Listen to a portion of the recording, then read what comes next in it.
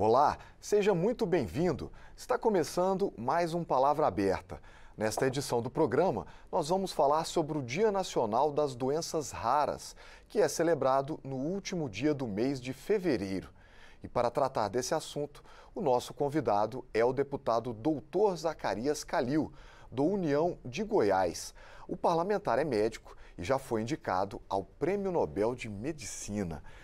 Uma grande honraria. Muito obrigado por participar do programa mais uma vez, deputado, sempre tratando de questões de saúde. Sim, isso é importante, né? A gente que é da área, poder trazer um pouco da nossa experiência em relação a isso. Certo. Para a gente iniciar, eu queria que o senhor explicasse para a gente o que é uma doença rara e por que é tão importante tratar desse assunto aqui no Congresso. Então, doença rara, assim, é um grupo, né, de estatística que a gente considera, por exemplo, até 65 pessoas e um grupo de 100 mil.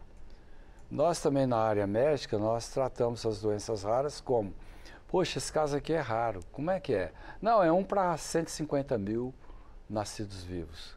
Então, assim, é uma situação extremamente preocupante, né? Por quê? Hoje nós temos no Brasil cerca de 13 milhões de pessoas portadoras de doenças raras. Ou seja, é uma população igual ao estado de São Paulo, né? Certo. Eu percebo que na questão das doenças raras, uma grande dificuldade é o diagnóstico. Seria essa a maior dificuldade de quem passa por uma doença rara, identificar qual é a sua enfermidade? Sem dúvida. Olha, para você ter uma ideia, existe no mundo todo hoje cerca de 8 mil doenças raras. Então é impossível, por exemplo, um médico conhecer todas as doenças raras, né? Quer dizer, então, outra coisa que chama muita atenção, que eu tenho falado muito sobre isso, porque eu sou um cirurgião pediátrico, atuo na área de pediatria, ou seja, vários casos chegam para nós. Logo após o nascimento, a criança apresenta alguma malformação, algum problema ali que você identifica. Mas a maioria você não tem diagnóstico.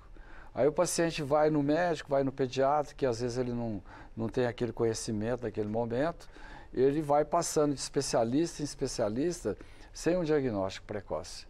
Esse é o maior problema, a maior dificuldade que tem você fazer o diagnóstico precoce para que esse paciente tenha uma melhor qualidade de vida, um melhor tratamento, né, e que ele possa ter uma sobrevida muito maior do que se ele esperar aí ao longo da vida, aí, com 10, 12 anos, ser diagnosticado com essa patologia. Então, o diagnóstico precoce é importante. Agora, infelizmente, as universidades, né, ou as faculdades de medicina não estão preparadas para isso. Não tem um centro assim específico de doenças raras. Ou seja, o paciente é tratado por quê? Por sintomas. Ele apresenta um sinal, um sintoma, ah, não, agora nós vamos fazer isso. Mas você tem que ter um estudo genético para saber que tipo de alteração de cromossomo, né, DNA desse paciente que ele possa apresentar.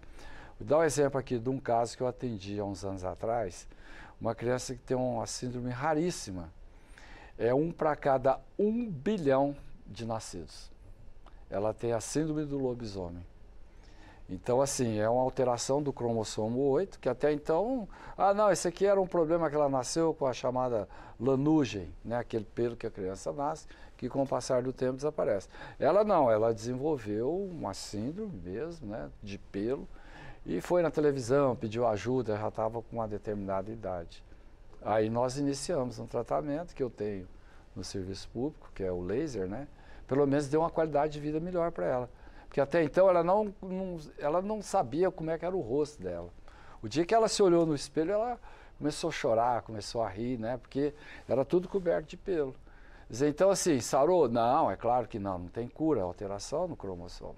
Mas, pelo menos, a gente hoje está dando continuidade, né, com outros especialistas, para que ela possa ter, pelo menos, evitar o chamado bullying, chamar a atenção das pessoas. Então, assim, todo dia você vê alguma situação dessa quando a gente discute doenças raras. O senhor disse que é cirurgião, lembrou aqui que é cirurgião pediátrico, inclusive o senhor foi indicado ao Prêmio Nobel pelas suas cirurgias de separação de gêmeos chifópagos, os chamados gêmeos siameses, né? Essa característica também é uma doença rara? Ah, sim, muito rara. Quer dizer, por exemplo, quando você fala o termo chifópagos, é porque fala que é unido aqui pelo apêndice tifoide. Esse ossozinho que a gente tem aqui, ó. Mas na realidade são gêmeos conjugados. Então, assim, depende de como eles estão unidos, né? Pela cabeça, pelo tórax, pelo abdômen, pela bacia. Então, por exemplo, são extremamente raros os gêmeos, inclusive os que são unidos pela cabeça. São raríssimos, né? E os outros que a gente atende, que é da minha especialidade. Então, nós temos essa prerrogativa. Hoje nós temos um serviço de referência em Goiás, no qual nós recebemos pacientes do Brasil todo. Pra você ter uma ideia, nós estamos com 3 casos agora para serem separados. Quer dizer, então é uma patologia rara que chama a atenção de toda a classe médica, da sociedade em geral, né? Porque os gêmeos unidos, eles estão entre as mais raras do mundo, as patologias mais raras. E divide uma série de órgãos também, que é incomum, que nós temos que preparar para separar. O senhor apresentou uma discussão aqui na Câmara também para incluir a síndrome do intestino curto no rol das chamadas doenças raras. Por que seria importante incluir essa patologia aí no rol dessas doenças? Você veja bem, nós já até discutimos aqui, né, sobre síndrome do intestino curto, as dificuldades que essas famílias apresentam, principalmente em relação à alimentação.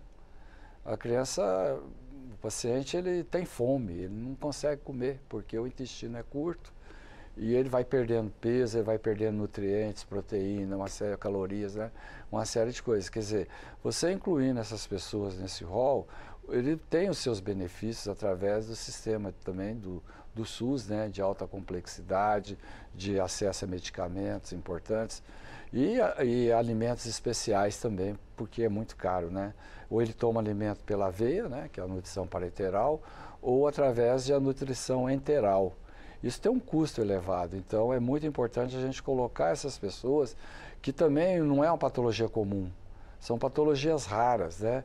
Ou seja, às vezes a criança nasce com a síndrome, ou às vezes ele tem um problema intestinal, que nós temos que operar e ressecar esse intestino que não funciona. Quer dizer, são termos técnicos, né? Atresia de jejum, atresia duodenal, atresia do ilho, e por aí vai, né? Uma série de situações que inclusive está até indicado o transplante de intestino nessas crianças, né? Que a única saída seria isso. Quer dizer, a partir do momento que você fala, poxa, vou indicar um transplante para essa criança. Mas isso não é comum, isso é uma coisa rara, não é? Não é todo dia que você faz um procedimento eletivo. Então, é uma situação, sim, que é importante a gente falar sobre isso. Deputado, nosso programa está chegando ao final. A gente mas sabe já? que, pois é, quando tem as reuniões aqui sobre doenças raras, são horas e horas de discussões, né? Muitas questões, cada paciente exigindo ali uma demanda muito específica, uma batalha muito grande, né, das pessoas que têm essas doenças raras. Quero agradecer ao senhor por participar do programa. Se o senhor quiser também, por favor, fazer as considerações finais. É importante a gente falar sobre o que você falou aí sobre o diagnóstico precoce e introduzir essa matéria nas faculdades de medicina, né? Então, não é você atender um caso isolado, mas ter um centro de genética. Quer dizer, no Brasil são pouquíssimos os especialistas nessa área para que você possa fazer um diagnóstico e tratar esses pacientes de uma maneira precoce, eficaz e com bom prognóstico. Tá certo. Muito obrigado por participar do programa, deputado. Sempre às ordens. Eu conversei com o deputado Zacarias Calil, da União de Goiás, sobre doenças raras. Eu sou Marcelo Westphalen e você pode rever esta edição do Palavra Aberta no canal do YouTube da Câmara dos Deputados. Acesse também as nossas redes sociais. Muito obrigado e até a próxima.